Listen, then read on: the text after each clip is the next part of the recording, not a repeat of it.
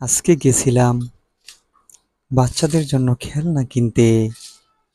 দেখুন এই খেলনাগুলা, এটা 10 টাকা, এটা 10 টাকা, এটা 10, এটা 10, এটা 10, এটা 10 টাকা, এটা 10 টাকা, এটা 10 টাকা, এটা হচ্ছে 20 টাকা, এটা 10 টাকা। এই বেলুন ফ্রি, এটাও কয় টাকা? 20 টাকা। এই সবই সুন্দর মোটামুটি।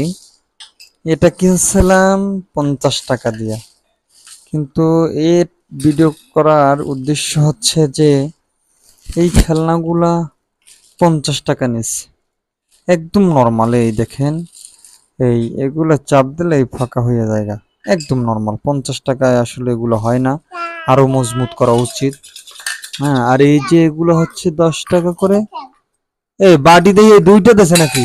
না দুইটাই কিনে আছে? হ্যাঁ, এই যে পাতিল, এগুলা একদম নরমাল, একদম নরমাল। ঠিক আছে। এই এই অনেকগুলো খেলনা কিনলাম আজকে। এই খুচুনিও আছে, এই, হ্যাঁ, এটাও 10 টাকা। তাই আসলে এগুলো আরো মজবুত করা উচিত। টাকা 2-4 টাকা বেশি যাক, তাদের সমস্যা নাই, কিন্তু বাচ্চারা খেলবে, তাদের জন্য আর একটু মজবুত হওয়া উচিত। এই জন্য আজকের ভিডিওটা, যে আসলে কোনো রকমের দিলেই হয়েছে, টাকাগুলা নিয়ে যাচ্ছে, এগুলো আসলে ঠিক না। এই জন্যে আরো একটু সুন্দর হওয়া উচিত।